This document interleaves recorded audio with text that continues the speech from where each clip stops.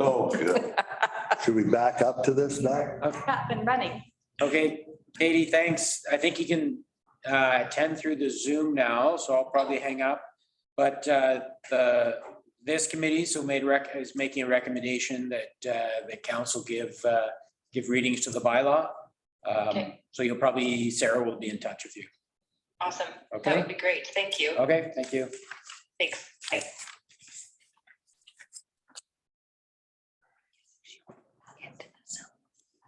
Okay, 5B, Active Transportation Network Plan Interim Report. Who's got this? Yeah, I do. So yeah, just attached to your agendas, the interim report. It's no real surprises. They're still gathering information, and we're looking for the public consultation, which will start in May to June, July. So that'll influence the report. Yeah, any questions so far? Gord? Yeah, I mean, I went through it, made some comments. I think it's good. I mean, it refers to all the plans that have been done in the past by us or the regional district. And, it doesn't, it does talk about Abbott Trail, but it doesn't really talk about the bridge from the beach park or the nature park over top, which hopefully the new developers they're planning on, looking at starting that bridge application and that. So, just things like that, tying all the walkways together and kiosks and stuff like that. But yeah, I'm excited about it. Any other comments? Yeah, same here. It looks really good. It's exciting once it all gets done. Debbie, just nod your head. Yeah, no, I went, yeah, good. All right. I guess the only thing is obviously the more we can get that lake walkway going, the better, but that's Another day. another day. All right. So 5C.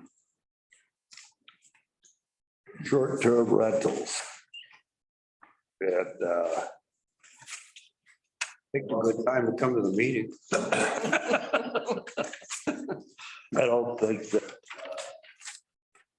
Deborah, Brian, were you guys online? We might have been online for the conversation last week that was held by the council meeting. No, I kind of missed that, yeah. Okay.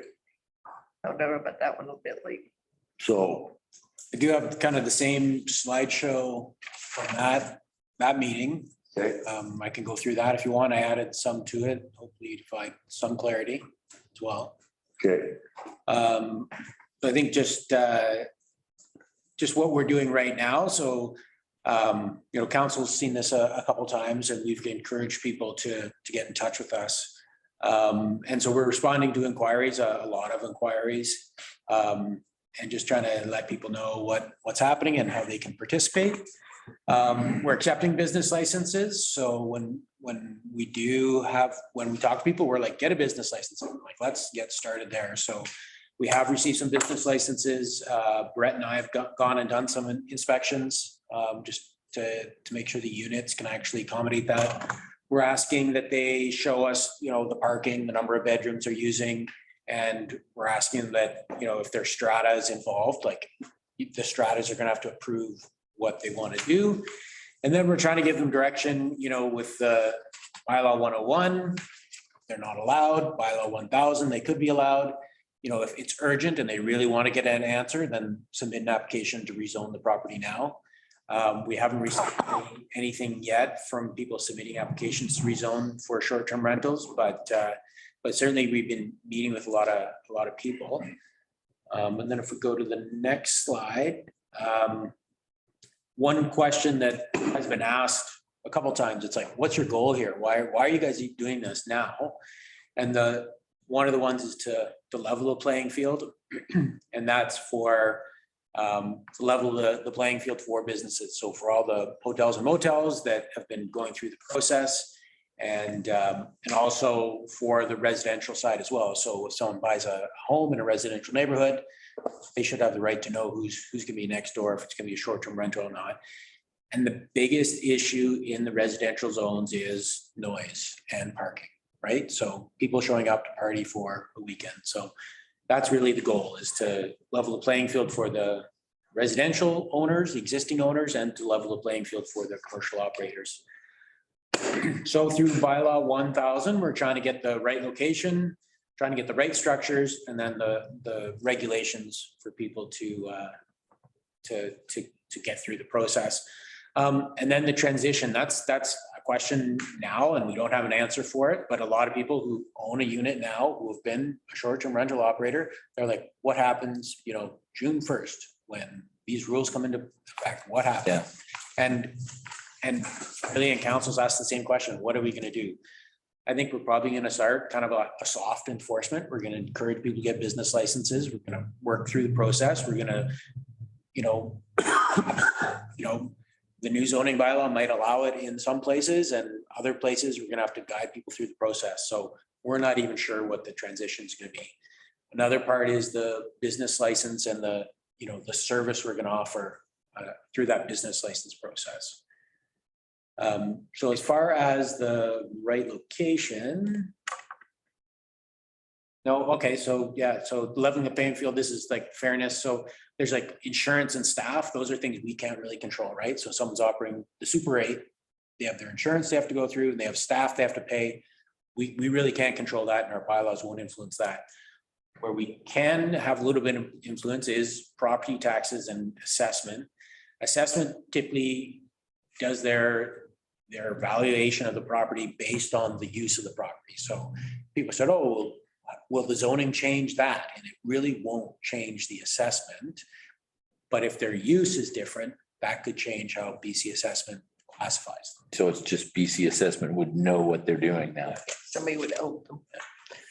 And it might not even, and property tax wise, like if you took, a 40 unit motel, how much they're paying per room they let, are they paying more taxes than, $500,000 house that someone's renting out 3 bedrooms? Like when you come down to it, are the taxes really going to be that different based on the number of bedrooms you're letting, right? Based on the value of the property. So I don't think that's going to be a big barrier for most users. I think it'll be equal. It'll level the playing field. Business licenses. So right now, Super 8 needs a business license. 450 doesn't need a business, or they should have a business license. They're not getting a business license. Brett does his fire inspections every year. So that business license pays for Brett to go and do his fire inspections. We check the zoning, make sure they have the parking, just like any other business. So that's where the business license comes in. And then the MRDT, one of the things council wanted to do, is for the MRDT is to promote sick moves, right? So all the commercial operators contribute a tax that comes back to the district sick moves to promote it. And everybody in sick moves benefits from that. Short-term rental operators benefit from that because people get aware of sick moves and want to come here. Yeah. They're not contributing. So I think the MRDT the goal is to get them to contribute to it. So that money can, funnel into the community and we can continue to promote sick moves. So that's basically the goal of leveling the playing field. So then the right location. So Councilor Bushel, you had a question like, why aren't we allowing it in some of the commercial zones? And it's because they will be allowed. So these are the commercial zones, and short-term rentals, as we're calling it, tourist accommodation in those zones, we're saying it is permitted. So in all the zones that are purple in the new zoning bylaw, people are going to be allowed to have tourist accommodation.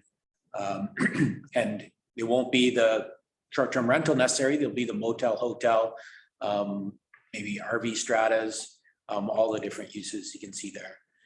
And then the next one is country residentials. So right now in bylaw 1000, short-term rentals is permitted in the country residential zone. So these are pretty much all the properties that are country residential, that, they're larger properties. They're kind of more outside of town. They would have to apply for a business license. We'd look to make sure they had the parking and everything, but most of these properties would be allowed, a second dwelling, and they could use that second dwelling as a short-term rental. Then the next one is agriculture. So the agriculture zone's a little tricky. I think the way it's written now, we're allowing short-term rentals. Carly wants to be buzzed in. And they have another set of rules where they, like bed and breakfast, they can have bed and breakfast in a second dwelling. That's part of the land commission reserve. They can also, if they have a farm, they can have agritourism, which means they can have units that way. Also, they're allowed employee dwelling units. So agriculture is a little bit different, but they are allowed, essentially, they're allowed some form of short-term rentals. They will be allowed some form of short-term rentals in Bylaw 1000. We go to next one. If we can get there. Responding. Okay.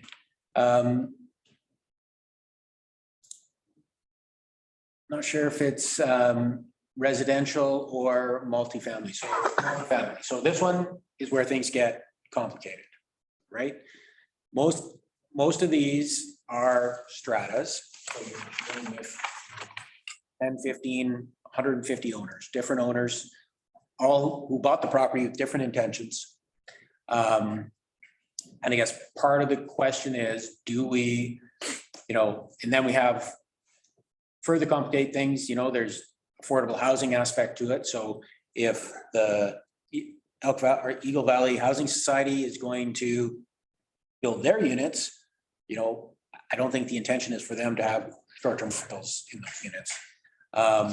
Hope not. Some of the existing ones, maybe they're not interested. Nobody's interested in it. Some of the existing ones, maybe everybody's interested in it. We included the mobile home parks in this, which I don't think the intention is to have the mobile home parks as being short-term rentals. So this one is more complicated. Sarah and I had a phone call with the people at White Pines. We've had a Zoom meeting last night with the people from the villas across the highway. And the advice we've given them is get your strata sorted out. Like, you have to come to us with kind of what everybody in the strata agrees to, and then we can start communicating that with council. So the question is going to be, when Bylaw 1000 is considered by council, is all of White Pines going to allow short-term rentals? We'll have the business license and parking, and we'll try and manage it. Or is it just not going to happen? Are we just going to say no in certain zones? So again, we don't have the answer for that. We're still waiting to hear from the stratas. So that's more to do to them. And so if their strata council doesn't vote to have short-term rentals, then you're not, obviously there's nothing you can do. So right, that's what you're saying. Yeah, exactly. And then the next one is the residential zone. So this one is going to be one where most people are impacted. Most people in town live in a residential area. A lot of the short-term rental, the conflict between residential and vacationers occurs in the R zones. So these are the residential zones. Three streets is always the example we use. It's a question right now, the way Bylaw 1000 is written, they're not permitted. Short-term rentals will not be permitted. They're not permitted right now in 101. They won't be permitted in 1000.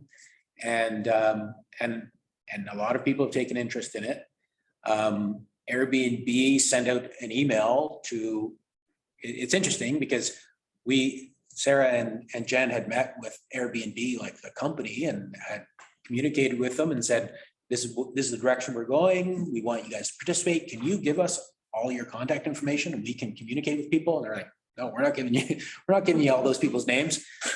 But they did us a favor. They sent out an email and a survey. So we'll get the information to everybody who operates an Airbnb. So I think Sarah was a little annoyed that they sent out this email, and it was quite inflammatory, saying the district's going to do this, you need to participate. But at least that big chunk of our consultation is done. So the question is going to be, under what circumstances or in what areas, with these yellow areas on the map, would, short-term rentals be considered to be allowed? Go to the next slide. So then the other part of it is the right structure. So, you know, we had that today, which was, you know, even a more unusual one where it's a fourplex, you know, 2 upstairs, 2 downstairs. How do we want that to look? So number one, single family dwellings, everybody knows a single family dwelling, you know, is it going to be okay for someone in the tree streets, we'll say, to be able to rent out a single family dwelling as a short-term rental? Nobody's living there. The other one is, you know, the single family dwelling, if someone's living there, do we want them to allow a secondary suite as a short-term rental? So breakfast is legal right now in bylaw 101. We had someone come in for a business license. You know, I think they were just made aware that they had to get a business license. They came in, they got a business license. Brett and I inspected it.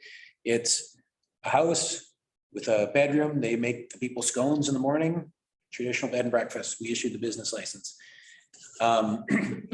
So, but with a secondary suite, that implies there's a kitchen there. So do we want to allow short-term rentals in the single family dwelling? And then the secondary suite is the secondary use, or the short-term rental? We want to allow it where secondary suites, like the one we talked to, she lives in the suite. She wants to rent out the larger portion as a single family, as the short-term rental. So is that the direction we want to go, where someone can live in the secondary suite, rent out the single family dwelling? I think at the end of the last meeting, we had someone here who does just that. And then also looking at different types of secondary suites. So a garden suite or a carriage house. So if they have a house, single family dwelling, they have a separate building to rent that out. I think bylaw 1000 right now would allow you to have a single family dwelling and have that suite as a bed and breakfast, but you have to live in the single family dwelling. Multi-family dwellings, of course, that's the stratas, and then the park models. So in the RVP zone or RVSP zone, that's Silver Sands and Sycamore Sands. Question is, right now, bylaw 1000 would allow those to be rented out as short-term rentals, and you know, do we want to see that proceed? Next one. So then the regulations. So in the bylaw, these are the regulations in the bylaw right now. Valid business license, local responsible person, we're saying a 1 hour response time. Off-street parking, and it's 1 parking spot per bedroom. We've had some questions of someone in the Legacy. They have a 3-bedroom unit. They want to rent out all 3 bedrooms, but they only have 2 parking spots. So our advice to them right now is, no, you need 1 parking spot for each bedroom you rent out. And then we're saying it's limited to 2 adults per bedroom. So, you know, as part of their business license, we check all this. You know, hopefully when they're advertising, they're saying 2 bedrooms, 2 adults per bedroom. So there's 4 people. They can have 10 kids sleeping on the floor. We're not concerned, but it's, you know, the number of vehicles are bringing up. We don't, we had a complaint where there was 16 guys sharing a 3-bedroom place in the Legacy. All of them had sleds. So there's probably eight vehicles, like, you know, parked all over the place there. So that's where we want to regulate things. Then the next slide is the business license. Well, yeah, so the transition. So this is the big question. This is the hard question for Sarah and I to answer when people call in. So right now, bylaw 701, bylaw 101 does not allow short-term rentals. So we have some call and they say, hey, I have a short-term rental now. What do I do?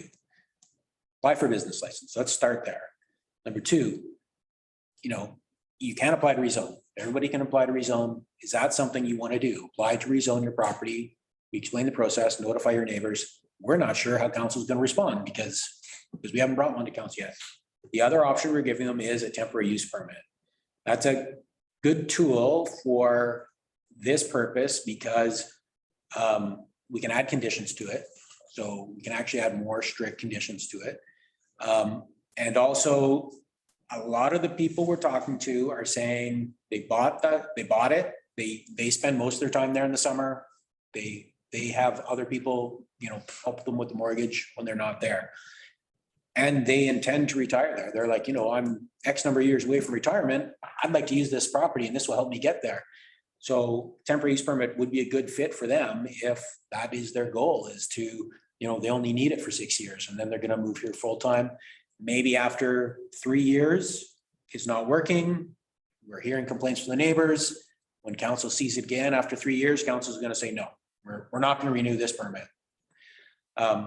So that's kind of, bylaw 101, pretty straightforward. How long, sorry, just a clarification, the temporary use permit, how long is that? For 3 and 3. It can be 3 years, but council could say 1. Like we can, Yeah. You could modify that? we can modify. If it's come in June, like, Yeah. And Can also be regulated through the business license too. So all that TUP is doing is giving them the use. They still need a business license. And Okay. there's a lot more powers around business license, right? It can be revoked and then stopped. So it doesn't matter how long the TUP is for.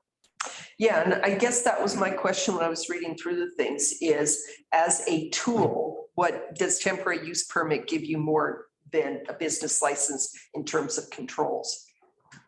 it really, you can, Can you apply the same controls to the business license? certainly, yeah. It's just temporary use permits are very broad in what they can do. They can regulate the hours. You can regulate, the months of the year. You can regulate quite a bit through temporary use permits.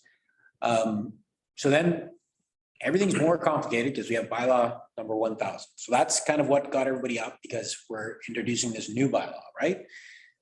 So people are saying, well, what if, I had someone who has either in the CR zone now, they're not allowed short-term rentals, but when that new bylaw is adopted, they'll be legal. So they're like, what should I do? And I said, my advice to them is just wait it out. Like, we'll get there.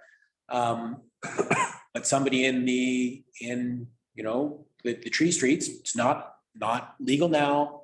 It's not going to be legal when bylaw 1000 as it's written now. They're like, can I get on a list where, I'll be part of bylaw 1000 and you'll just carte blanche, we'll give a dozen people the zoning required. Or do we want to wait till after bylaw 1000? And this is what we're looking for advice. Like Sarah and I's job is give people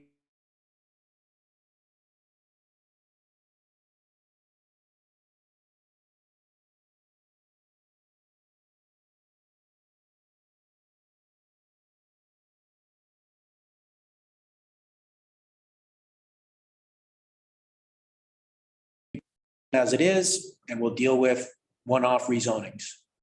Or do we want to encourage people to get temporary use permits? So that's the consultation part of this that we're working through now. I said to the people we talked to on the phone last night in the shoe shop villas, we're like, this is a conversation. It's not the beginning. It's not the end of the conversation. We're in the middle of the conversation right now. Yeah. Lots of time. Let's keep working through this. Might be one more slide at the end. Lost camera and audio. Okay. Trying to get out of here so I can get Jennifer. But I think the next slide is really about the business licenses. And the thing about business licenses, you have to offer a service and you have to pay for your service. So business licenses, we charge $95. Brett and I spend, on a really simple one, 25 minutes. On a real complicated one, I have to talk about it. It'll be 2 hours. Brett's time to go out and do the inspection every year, charge $95. It's probably not going to cut it for more complicated business licenses. Especially if things we can include is permission from the neighbors, or not necessarily permission from the neighbors, notification of the neighbors. One community requires a contract, here's the good neighbor bylaw, noise, parking, all that stuff. Here's the good neighbor bylaw, you sign this, so people are acknowledging it. So then, when you do end up in a nasty situation, you're like, don't you remember signing this, that you were going to be a good neighbor? So we're a lot of moving parts, trying to work through it, still collecting information. What I want to know is this transition, how this committee sees this transition working. And then I think as we delve into bylaw 1000, it's going to be, how do we want to deal with those multi-unit properties, the stratas? Are we just going to say to White Pines, yes? Or are we going to say to all the multi-units, yes? Or are we going to say no? Or are we going to pick and choose? And then the biggest question is, what about the people on Oak Street that have operated a short-term rental for 6 years. Yeah. Who have been doing it illegally, but have been good neighbors. How do we lead them? What path do we want to give them? I did come up with a questionnaire for council, but I think it'd be helpful if Deb and Brian contribute as well. I'll give you guys a questionnaire. It's a very 8 questions. It's not a vote by council. It's not gonna hold anybody anything, but it's just gonna help us give people advice and craft the bylaw. We wanna have bylaw 1000 in front of you guys as soon as possible. This will be helpful. So I asked that this be brought to because after our council meeting and after the few in the galley and some online, I got about 12 phone calls, but I had 6 show up at my driveway. I said, you know what, I can't make any decisions. I tell you what I'd like to see. I'd like to hear what you want. What is it that you all want? And these were all people that were in the tree streets and scattered around town, residential only. Nobody from Estrada. So they said, well, they listened to it and they said they don't have an issue with the cost. So for example, most of them didn't live in the residence that they have Airbnb of. But they all had gone and had a conversation with all their neighbors. Every single one of them. So like the lady that was here in the council chamber said, you know, she gets along with her neighbors. She made a point. She doesn't live here even. But the other lady said that her 2 neighbors are always complaining.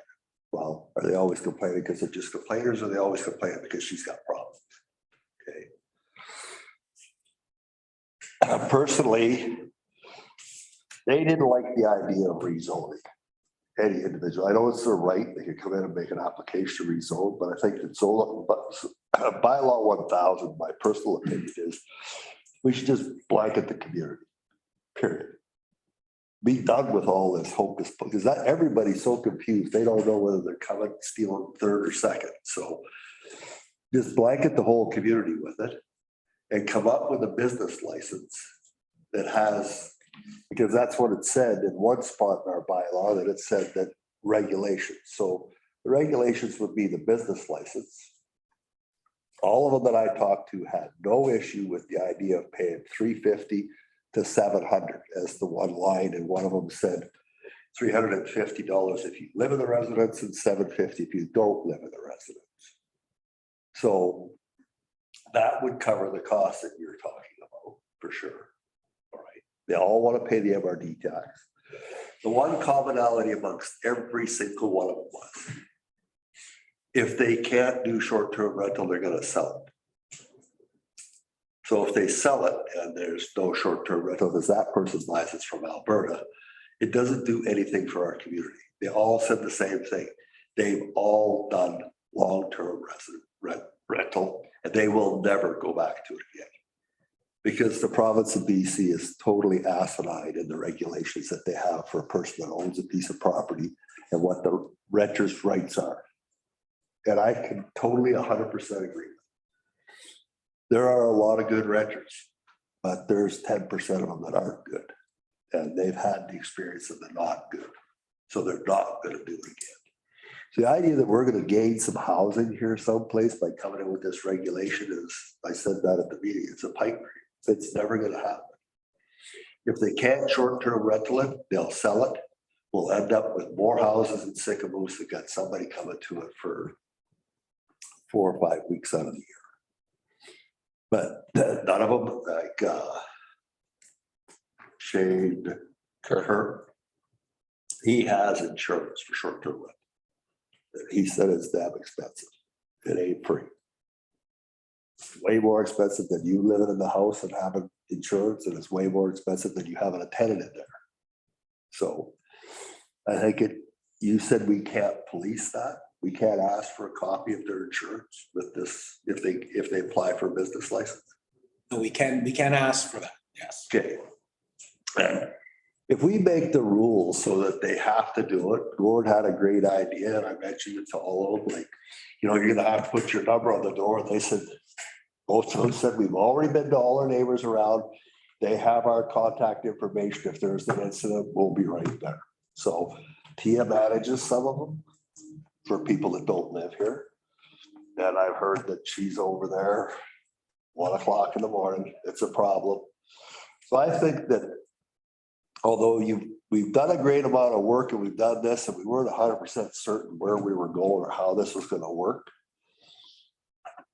My personal feeling is like you rezone it, now it's zoned that way.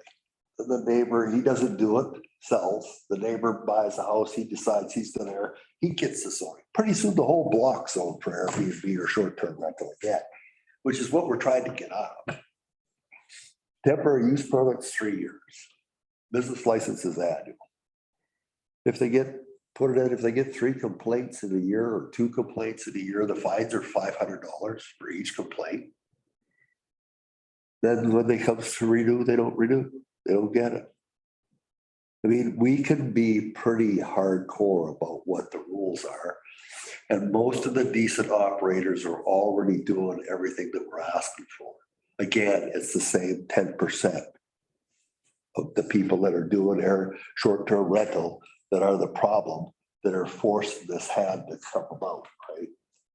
It's also a good thing for the district. So if they're all willing to pay $350 to $750, that should be a part of the application.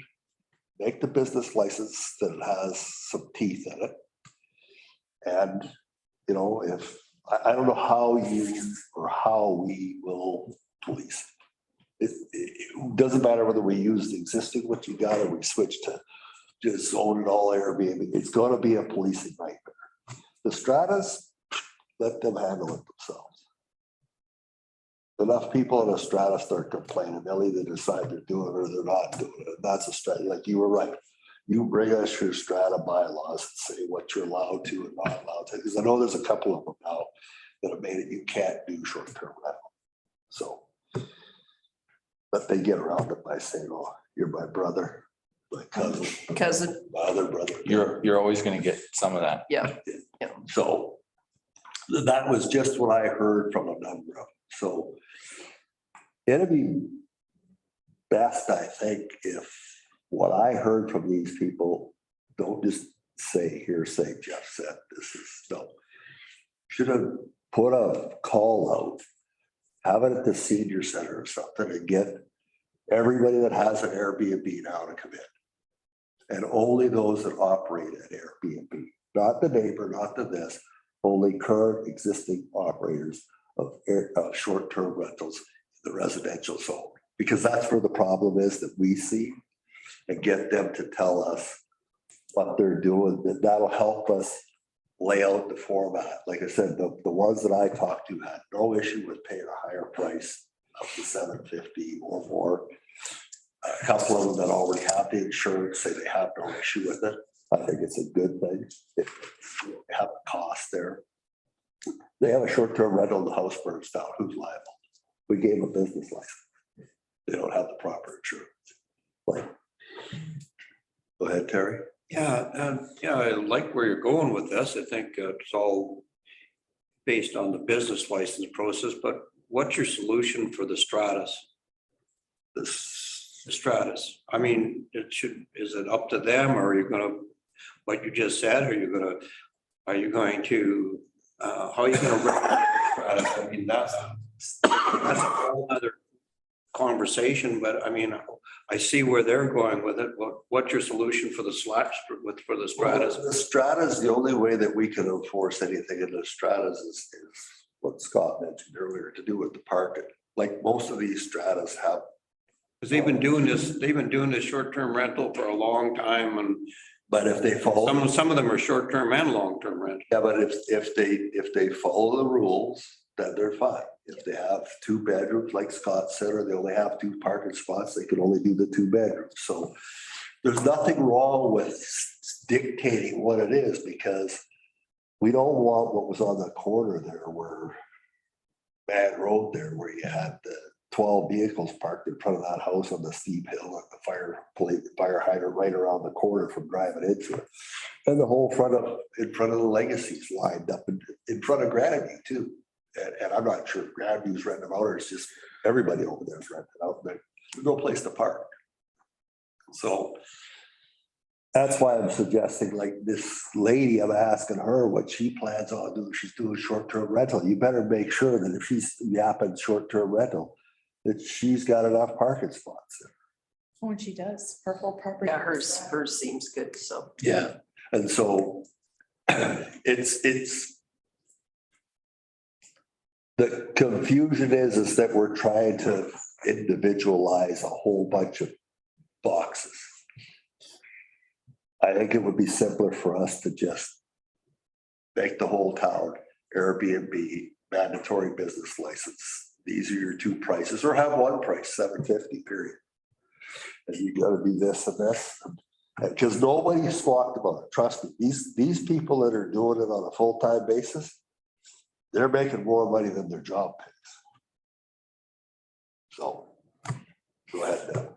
Yeah, I was just gonna say, I actually totally agree with Jeff. Really? I know it's crazy, eh?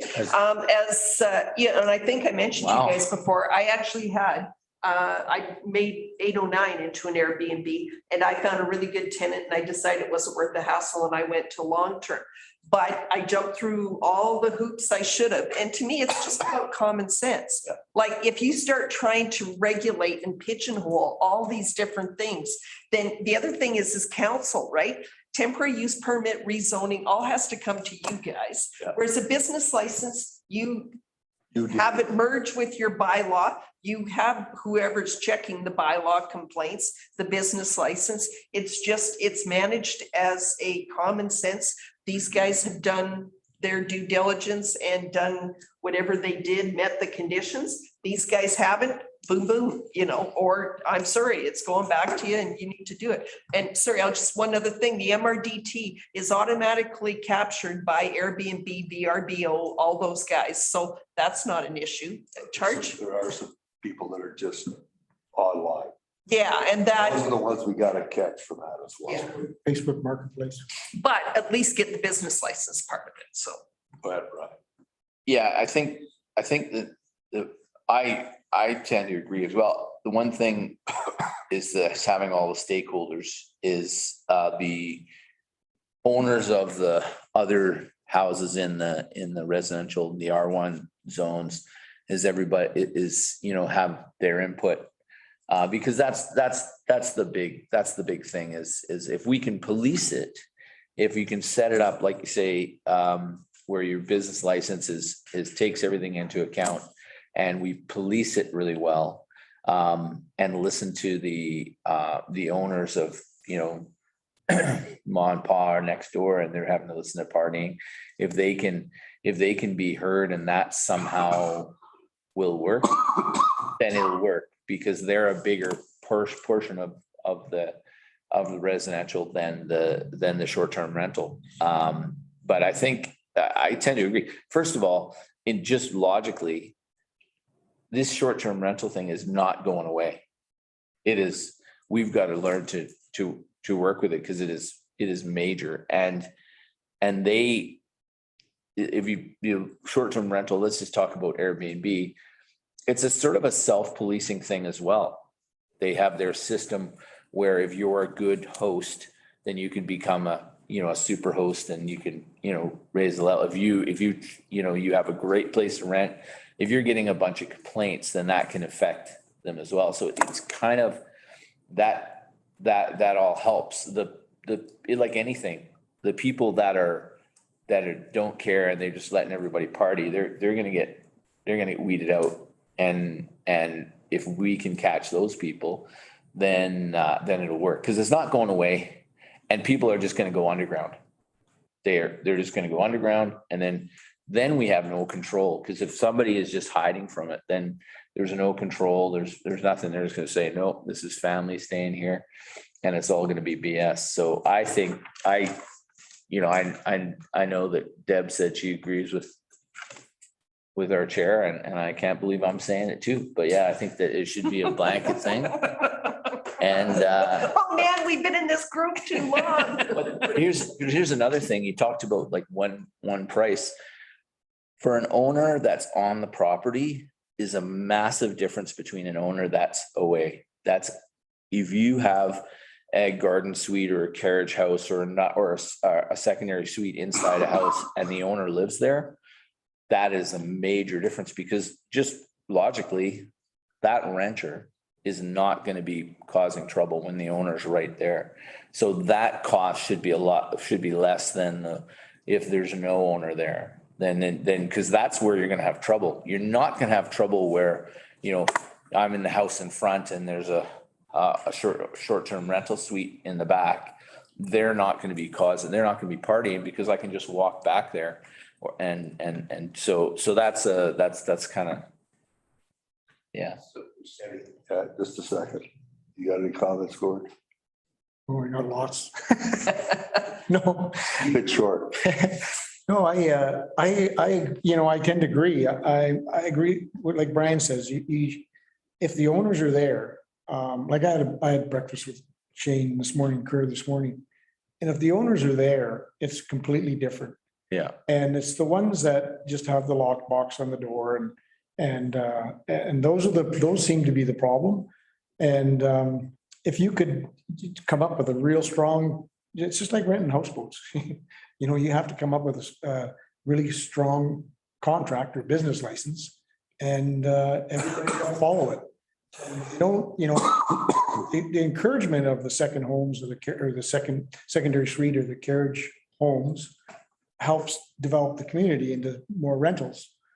So if we could implement that in there somehow, owner occupied is key. And if they're not owner occupied or have a secondary or carriage house there, then maybe it has to go to a property manager. There's another couple more businesses in town. So it has to go to TIA or one of our other competitors, and it has to be managed by somebody. If you're not here, because if you got a phone number and you phone there and nobody comes. Yeah. But at least if you have a property manager that knows it lives in town and it's their business to manage these places, then it's going to get looked after. Yeah, the responsible representative that we have there. But I did one other quick one, Jeff. I don't agree about the blanket in the whole community. I think there's zones, there's maybe only 3 or 4 zones that you say no. Like Trouton's property they can't even park their own vehicles in the driveway. So no short-term rentals there. But they wouldn't They make wouldn't the meet parking criteria. requirement. So they're out already. But zone it so they don't, people don't buy in there thinking they're gonna get it. That I would zone that one. I would zone Bayview because Bayview's there's just no room there. They'll be parking, there's just no room with Bayview. And it's same with Greg Darrow's property. His is too small too. Yeah, well, I think when I take a look at the business license process and what you've got on the screen right now, I think, the components to it and in the text right now, local responsible person, neighbor notification, parking requirements, all of the different things. I think the answer is definitely in the business license, like what Jeff's trying to say. Okay, so, and if it goes sideways, then you just pull the license. That's basically it.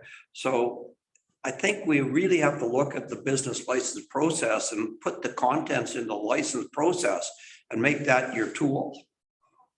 And see that because. So that was everybody that heard it, like Shane, he was one of the guys in my driveway.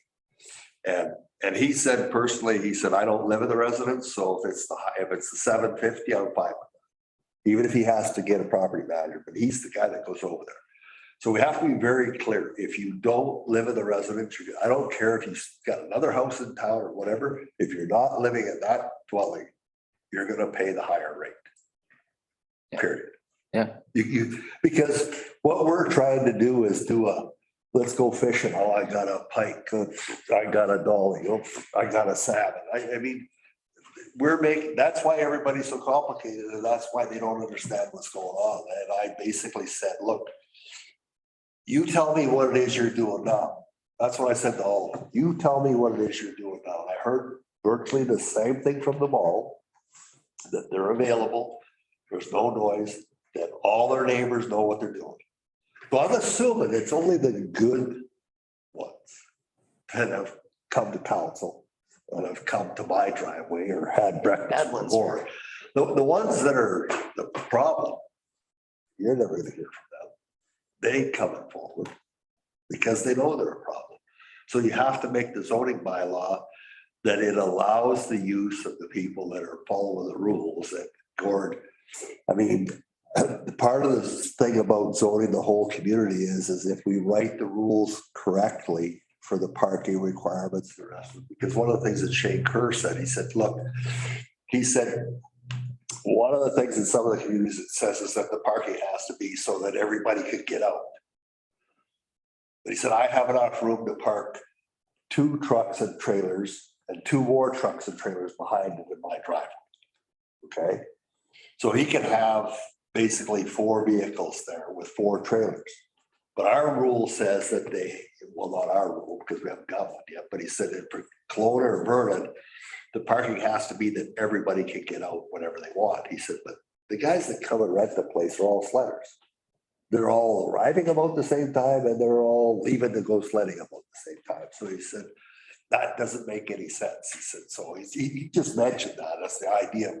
When you're creating this parking rule, make sure you consider the options that could be viable and consider the idea that it's not like a bed and breakfast where they've got 3 different rooms and Terry stays in one, Brian stays in one, and Gord stays in the other one, and we're not related at all. We're staying at the same bed and breakfast, and we're all gonna leave at a different time. So a bed and breakfast would be where that type of a parking scenario apply because they're renting an individual room as a bed and breakfast. So that's just what I found, and I actually still think it would be a good idea to have maybe a planning committee meeting where we held it someplace where we could get enough of them in the room and just listen to what they have to say and say, look, this is what we're considering. We're considering a $350 business license if you're a resident, $750 if you're not a resident of the dwelling. And you must have the insurance, you must have proof of it, you must do the neighbor notification, everything we got there, everything.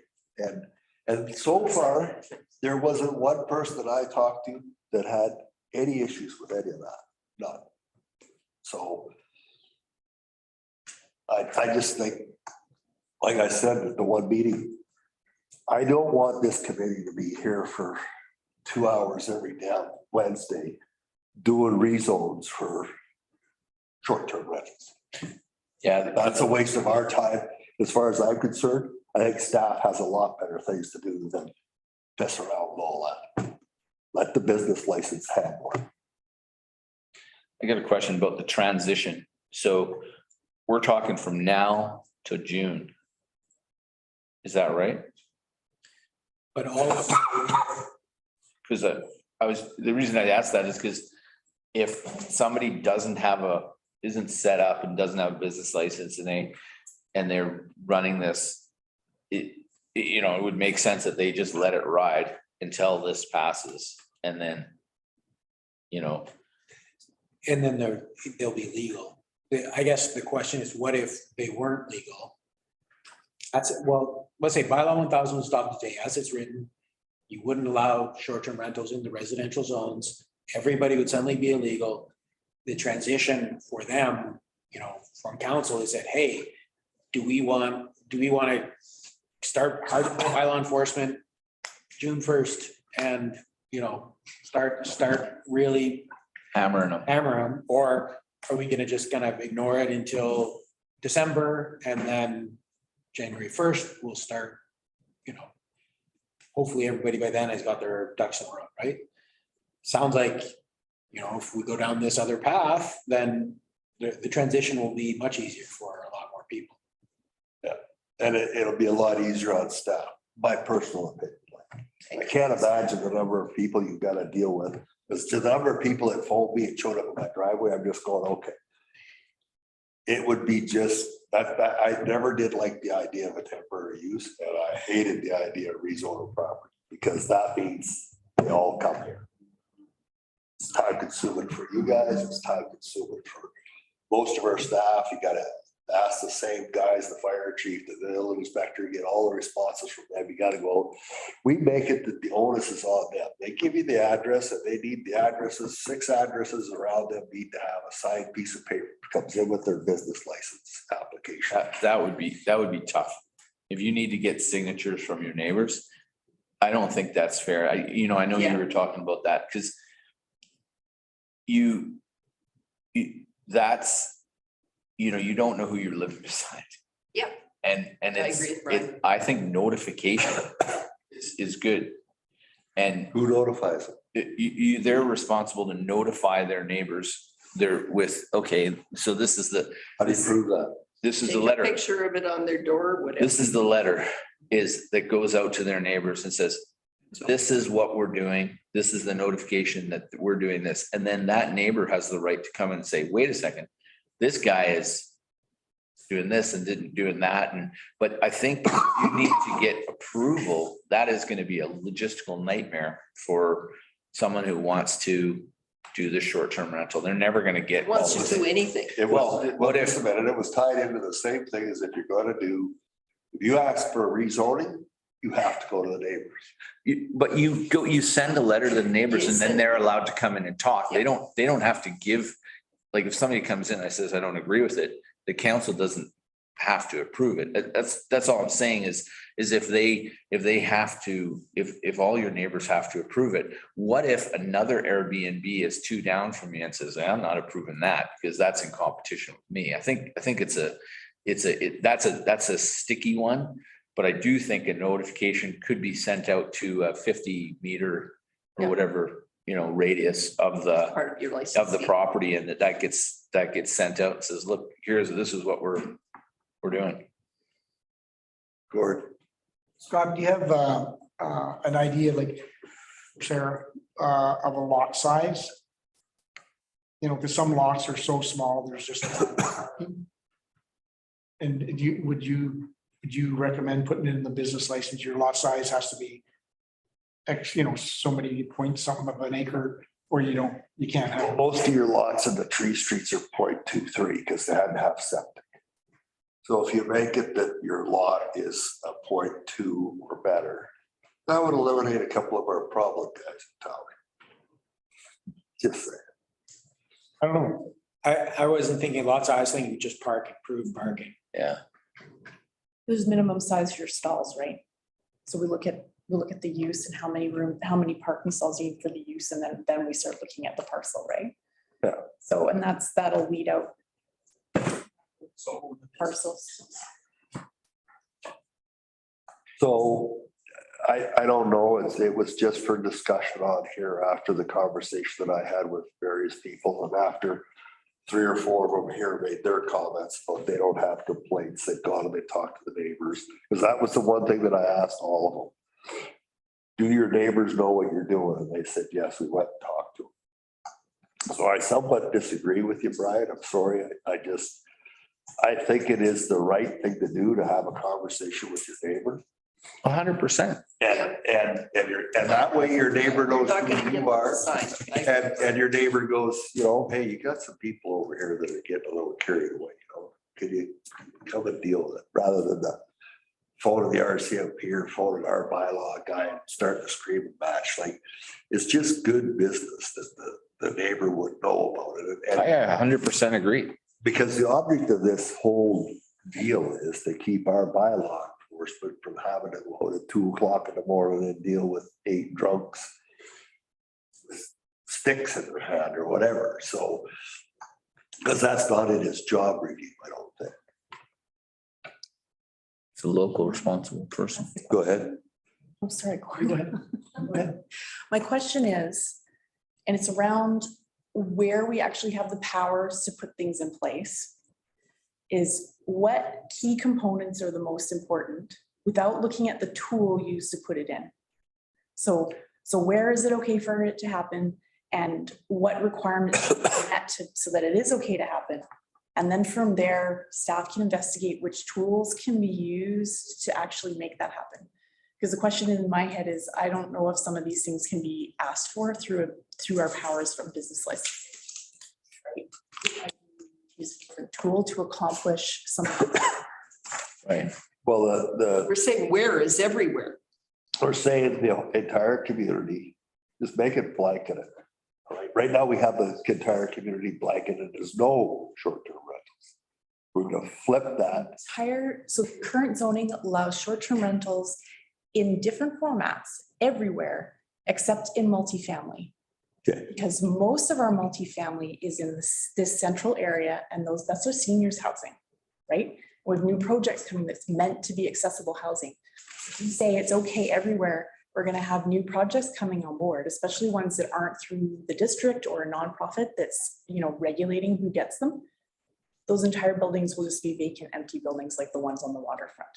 All right. But that would be the building rules, or Habitat for Humanity as an example. The rules would be for that building, for that Development permit. multifamily. It's not allowed. I think Sarah, If it's, right, if it's say it's Brian, he's building a multifamily building and he Yep. starts selling the units, he can't control who's buying them.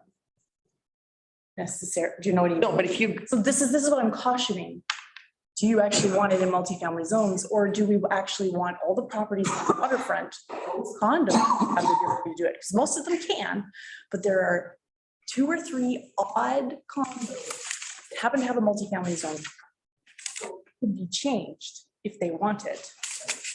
And they can do it if they want or not, right? So that's why the question comes up, because the current version of the draft zoning bylaw, proposed zoning bylaw, it does allow it everywhere, but Except for residential. except multifamily, and it allows it in single family, but at a slightly different scale at the moment, based on the feedback we got from the surveys, right? Like you were saying, it's the neighbors and their right to peace and enjoyment, and there's a lot more of them than there are of short-term rental operators in the neighborhoods, right? So that current scheme for our single-family residential is saying, well, we've expanded our bed and breakfast definition, so you can have it in accessory building. And that's why the question is like, well, do you care if they're living in the accessory building themselves and renting out the main doesn't matter, house? they're on the property. Right, if it doesn't matter, and that's fine, then we can tweak that, right? Yeah, but- And then it's still requiring someone to live on the property, and anybody who doesn't live on the property, that they would be the outlier, right? And they're making lots of money doing this. So what does it matter if those few owners need to come and buy? But your point about, so I build a multifamily and then I'm trying to say- no, I'm fine. Step. So someone builds a multifamily and then they set up the strata corporation, and then the strata council that says we don't want rentals at all, or we do, or we want this and that. And I as a developer have nothing to say about it. Once they set their bylaws, I'm kind of out of it. So And am I understand. getting that wrong? No, right. So as each owner buys it, they slowly take over the strata council. So Sure. the original developer owns more units, they have more control at that time. But once those are sold, right? And what folks are looking to buy right now are units they can use as short-term rentals or as a seasonal Sure. vacation home, which, that is what it is, right? Short-term rentals we can regulate. So, If they all buy in and that's their intent is to do short-term rentals, now the building is short-term rentals. so If there's enough of them that own, right? But if And they're, that's what I'm saying. if the council, so let's just say White Pines. If they say, they come to you every year and you say, okay, where's your letter from the strata council? We approve short-term rentals. Or if they say, we do not approve short-term rentals. That's your answer.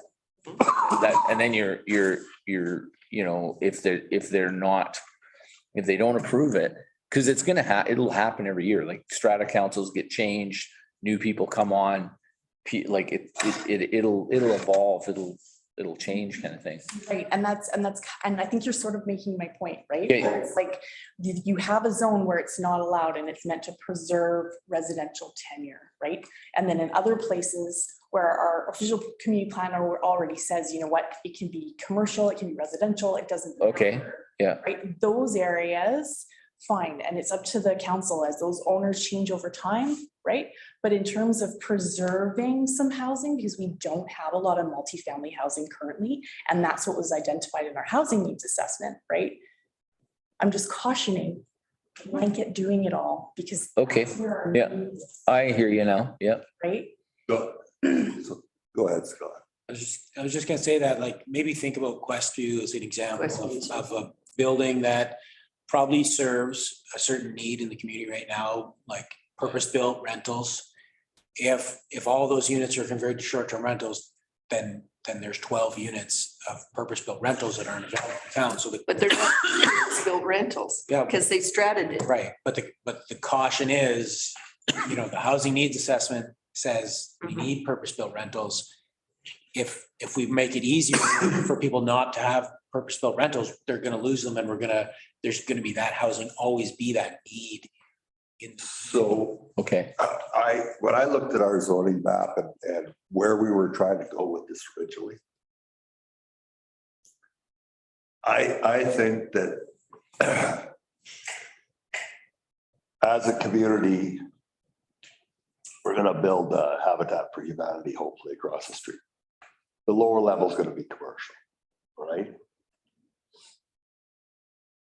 I would rather have long-term rentals in that building and in all of downtown, because that's what's gonna revitalize your downtown. Long as when we're doing this whole thing, we create enough parking for people to come and park and use whatever facilities are down here. Whereas if you have short-term rentals, you're tying up parking spots that don't benefit the community at all. So if you wanted to make an area, I agree with you, Questview and some of it, but basically I'd take out the downtown. Right. And finish them to the highway. I would, but everything else, let it go. We may have to come back and revisit this after we find out what the real problems are. Mhm. But if we actually create a business license specific to this, it's a better tool. Trust me, they're wasting this time. Tweaking is easier. Tweaking and it a business rezone. license is easy. We come back, we could, one council meeting, we go, Yep. that we're gonna change that, where zoning is a 2-month process. So that would be my other comment. Once you've given something in zoning, once you've permitted something, it's really hard to take it back. Exactly. So if you blanket zone the whole town, you know what, short-term rentals are allowed everywhere. If there are problems and you want to start scrabbling that back, that's pretty much impossible to do. But how do you, So here's what I wonder, maybe there's another way that it could be trialed without doing anything through the zoning bylaw. Obviously, council would have to consider it and vote. Perhaps they choose to not enforce the bylaw for a period of time and just require business licenses and see how it goes as a means of collecting data. So I believe Toronto did this. well, It's not a bad idea. I'm fine with whatever. I just want to eliminate the waste of time by staff and council on the proposed bylaw. Because when you read that, I don't know who wrote it, I don't care, but it's got so much stuff in it that this committee was going to be here for 2 hours every Wednesday for the next year and a half, trying to get through issuing either TUPs or freaking rezoning properties. And that's not what we should be doing. We have a lot better things. There's too many developments coming. We don't have time to waste on this. We are far better to create a real rigid business license. And the real people that really, they won't have an issue with it. Once we run it for a bit and we see how it operates, then we can dial it in or come back with this at some date in the future. And I agree with you, if you zone the whole town, but they did it in Whistler. right? And it was a problem and they just decided to go the other way. The hotels were complaining, but eventually it filled up. The whole thing filled. They still got short-term rentals. They still got all the hotels. They got more hotels than we got. But the short-term rentals, and everybody's right here. Like, it's amazing how many short-term rentals there are. And it's amazing how much money they're making. A friend of mine just listed his place. He said 6 Mile, $1,000 a night. He did it on Friday and he's booked for the entire summer. 38 nights, $1,000 a night. Go ahead, Scott. Well, maybe just to answer Sarah a little bit. One thing, look at the Best Western, what they're doing. We're using, Yeah. we're allowing them to have that higher density, but they have to provide those 10 units of longer term rentals. So I think, and then in the zoning bylaw 1000, we also have the density bonus where they actually get that increased density if they enter into housing agreement. So Mhm. I'm hoping those types of tools, Hopefully And- it's really low, right? yeah, and then the other Low numbers of units. the other one is, the suggestion, let's just choose not to enforce a bylaw and see what happens. And that essentially, that's what we've done, is we're not enforcing the short-term rental bylaw. We're seeing it. They don't have business licenses, so we don't actually know how many we have, right? And we don't actually know what condition those units are in. Are they actually safe? Do they have enough parking? And Who's the contact? I just think we've kind of gone down that path of not enforcing. We've seen the results. I think most of the units are probably relatively safe. I think perhaps we're in the same housing situation that everybody else is in right now. And I think we'll tweak it as we go, but I think the conversation's been helpful, definitely for us, and we have the paper you can Yeah. return to us, Your bank account. You had a. bring something back, and I think I like the idea of having a offsite planning committee and inviting people to attend that committee almost as a. As a delegation entirely, but we don't have another meeting in 2 weeks because we're still or whatever is going on. So we could advertise it now, take a notice to the stratas we need to be clear. They have to have it as a permitted use in their bylaw. Okay? But the people that have it still have to apply for a business license. And if they're not a resident, they pay the higher number. And those are all being managed by Tia and Leanne and a few others. So, those people did, but there's some that are just got a lockbox, that live wherever, Edmonton or someplace. Those are the ones that are the problems usually. The one that there is no local representative policing it, and they don't live anywhere near here. And I don't really care if I bought it and I'm going to retire here in 10 years, because you may not retire here in 10 years. I'm not making a bet that I'm going to allow you to do something because you claim you're going to retire here in 10 years. You might find a better location in 10 years. Like not even in this country would be the better location. So I'm just saying, I don't care about I'm going to retire here 7 or 8 years. That doesn't hold water. So. I just want to make one point. I don't want to kind of, stretch things on, but here's a truth. No one's buying houses in this town to put a long-term renter in there because the cost of them is $650,000 for a 1980 built house. So there's nobody. I've always thought that the garden suite in the backyard, we have big lots. We've got these 1/4 acre lots because of the way the town was built.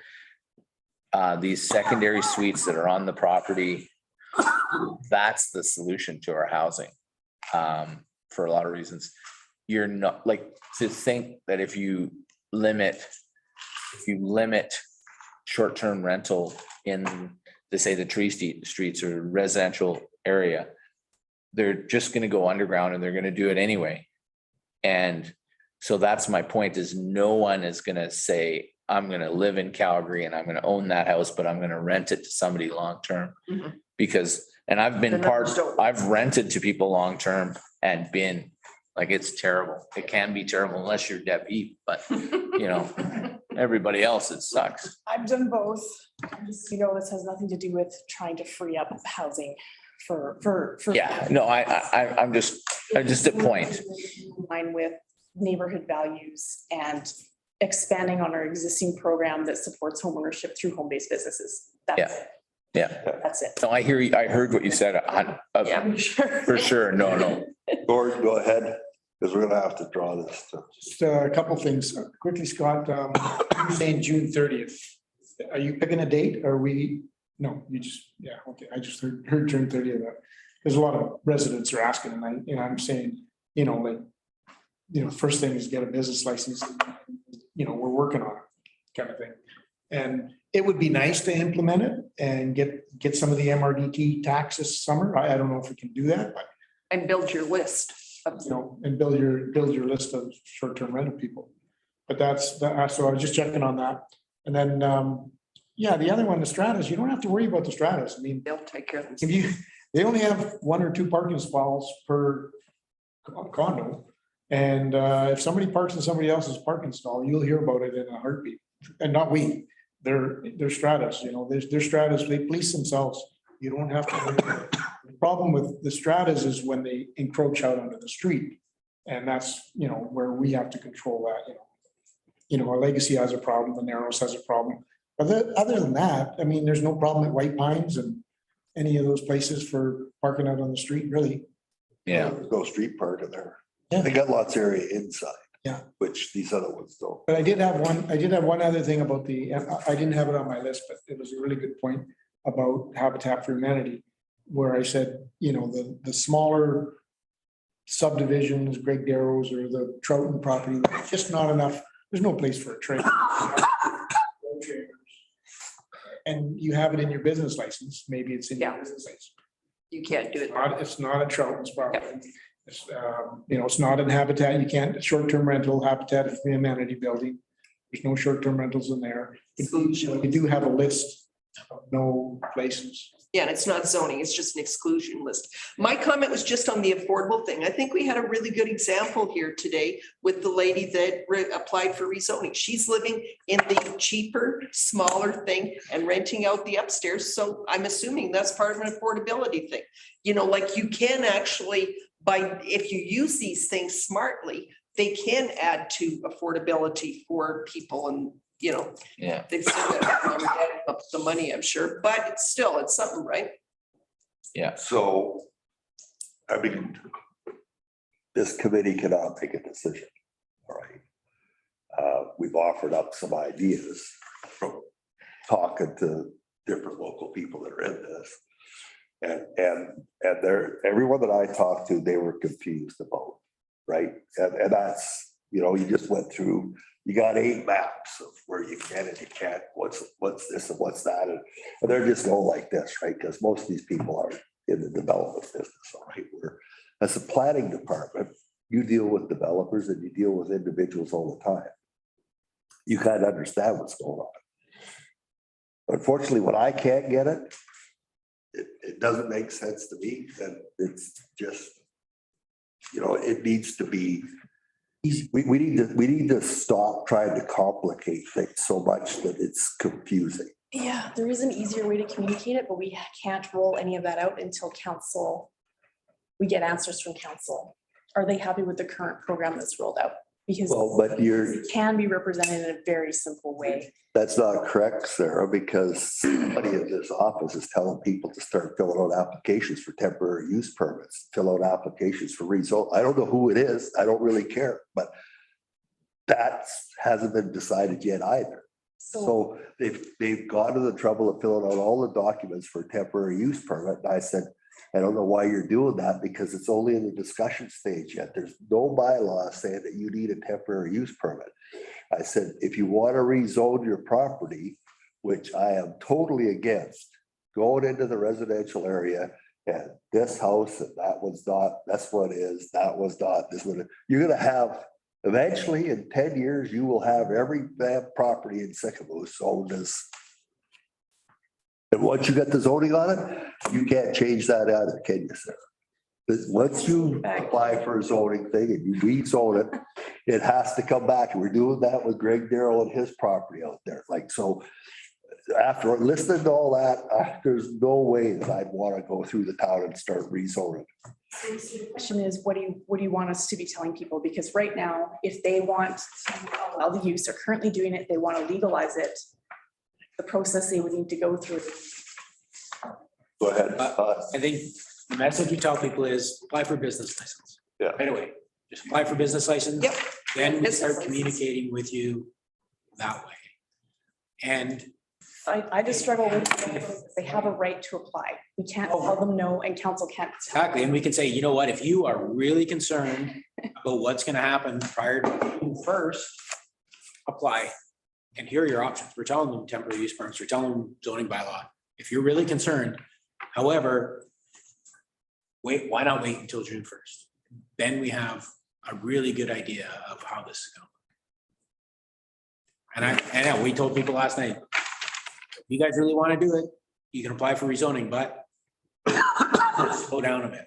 I think that part of the conversation that you're having with the individuals, when you tell them that they're coming for a business license, you can say, but be cognizant that the business license fee has a chance of changing, and you will be responsible to pay the upcharge.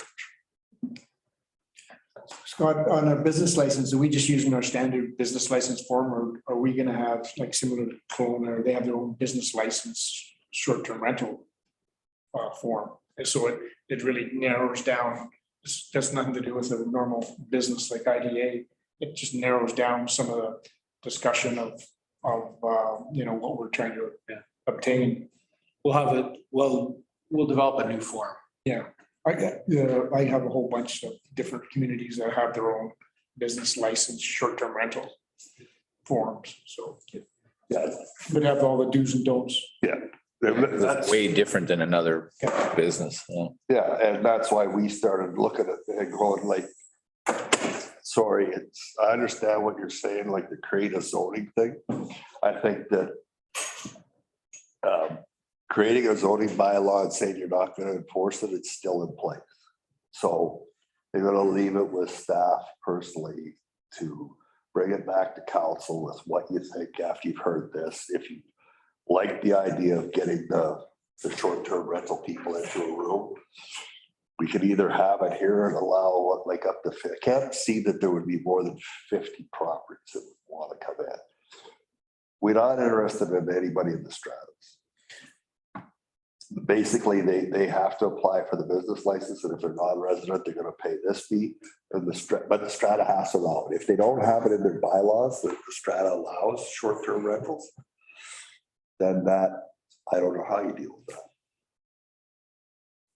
Are we gonna allow, like, we're gonna talk to the people that don't have a short-term rental, their neighbors, like, because they're gonna want to be heard as well.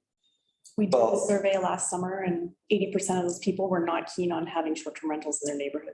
Sure, and I think, Noise and parking. I think you're gonna That's kind of get that. where the design and the zoning came from. But the issue with that is that you have the lady who lives at her place, who was sitting in the chair behind where Ryan's sitting. And she said that, I do short-term rental and I live there. And then the neighbors, their place is owned by some people from Alberta. They come there, they make more noise for the 3 weeks they're there than own the property. It's not rented out at all. But they're more of a problem than the short-term rental is. But they're the actual property owner. And what do you do for them other than the noise bylaw? and the rest of it? So So when you fill out your questionnaire, what would you then say? what questionnaire? Scott gave you. Oh, I haven't looked at it yet. Should it only be accessory dwellings, or is it fine? It's a main dwelling and the owner lives in the accessory, right? Well, Questions. Owner's number. it's all I'm saying is that it's very easy with a business license to get all the people that come to the table, pay the fee, get some input, find out what our issues are going to be, based on that, you're gonna know what's going helter-skelter. And then you create your zoning bylaw as opposed to creating a zoning bylaw. It's like put the lights in the roundabout. They said, well, we'll get an electrical engineer to design the light system for it. I said, I've done that. Don't do it. You're just gonna waste 40 grand. Somebody coming up with a scheme. Wait till it's in there, then have somebody come and put different lights in behind it and see what happens. This is the same with this. Let's use the tool we have in the toolbox, a business license. Put in enough restrictions in there so that we can actually get some good information. Because that's the only way you're gonna get the good information. Also, there's no single person that I heard from that is opposed to paying for a business license from $350 to $750. That's not, they don't care about that. We just want to make sure we cover the cost of staff. And that also that $350 to $750 could be used for doing our own study to figure out what the zoning bylaw should really look like, right? So it's creating a zoning bylaw from scratch when you don't have one, I think is going to be difficult to get it right the first time. We're going to be back here amending it, amending it, and amending it, and amending it. So, you know, that's not my decision. This is something that has to come to council. And I'm hopeful that staff could portray what they've heard here today. And I do think that, like, I don't care. The thing is that if we have an open house and we have both sides in here, you're not, all you're gonna do. Oh, yeah, it's gonna be a fight. No, You're better off to have the one side in. and Sarah's already told us that they got lots of input. That's all I was asking. I just, you know, I think that the residential zone should have short-term rental for sure with all these rules and business. But I think some of those areas that you talked about, like on Main Street and like places like Temple and Martin, like if you were to maybe identify some of those, I have kind of softened my view on that since this talk. I think that those, if you identified some of those, because yeah, if that was sort of set aside for no short-term rental, then it would probably be a help. But that's how they're currently set aside, right? And then everything on the waterfront in the town center, so down Riverside, it has an appropriate zone to allow short-term rentals. Our outliers are these odd properties that never had the zoning. yeah. Right? So. And if they want the zoning, great, give them the zoning. We'll amend the OCP and, well, council obviously.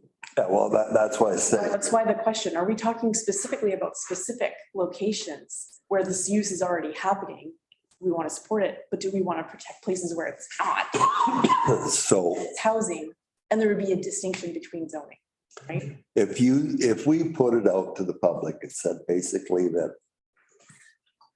the district of Sycamoose is going to allow short-term rental on a 2-year temporary basis to come up with what areas seem to be the attraction for this and how it's working. And then we're going to create a zoning bylaw. First thing that'll happen is you get all the people that actually have short-term rental come in and get a business license. But when you are already going to make it too onerous out of the gate, half of them ain't coming in the door. And then you got to chase it, and the problem still exists. We have to get them to come to the district office and apply for a business license because we want short-term rentals. The long-term rental on a residential house, like Brian said, $650,000 for a house. There's no way. You'll need $4,000 a month to cover your mortgage. So there's nobody rent for $4,000 a month. Yeah, we need purpose-built multifamily. Yes. So Right. that's what I heard from every single one of them said they would never go to long-term rental, they'll sell it. So all we're gonna do is trade one empty dwelling that's being actually used for an empty dwelling that's not being used, like in the condos we got here. I mean, the one that the blue building, the Narrows, there's only 5 people in there. Riverside, there's 5 people in that. Like, so you got 200 units that there's nobody in. Yeah, and they're all zoned for short-term rentals. They're all Yeah. appropriately for it. That's fine. And so. Yep. And there's still nobody in them except on the weekends. So.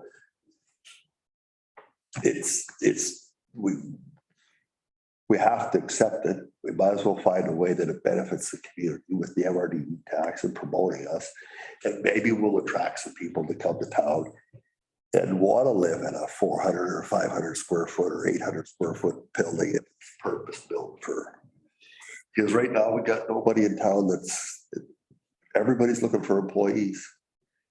It's the same thing in Vernon. And Vernon has short-term rentals and housing and affordable housing and everything else. And I went to 3 restaurants with my wife 2 weeks ago Friday. And we went into all 3 and it's no staff. Like they had 30 people there. It was going to be an hour and a half because they have no staff. They can't hire anybody. Yeah, we've had ads for a year and a half. It's up to about $26, $27. When you're higher than that, you can get people, but lower than that, it's just not, you can't get laborers, you can't get cooks and. Yeah. So go ahead, Scott. 1 minute left. I know, we're done. Sure. So are we going to, will we leave it to staff to arrange a meeting? And I think it wise, we're gonna have a meeting, we have a meeting with the people that have short-term rentals, and then we have a meeting. Basically, we could say they were opposed. I don't think it's a really wise thing to have them all in the same room. And I don't know if that's even legal to do. Like a closed meeting. Sure it is. I heard you say leave it with staff. Right, so I gotta get back to the page here. Adjournment, number 6, recommendation that the Planning and Development Committee meeting for April 13th, 2022 be adjourned, the time being 2:54. Ryan, George, all in favor? Yes, thanks. Thanks for showing up. Half hour. It's almost over. I can hold. What's up, Jeff? It's like- Short-term rentals.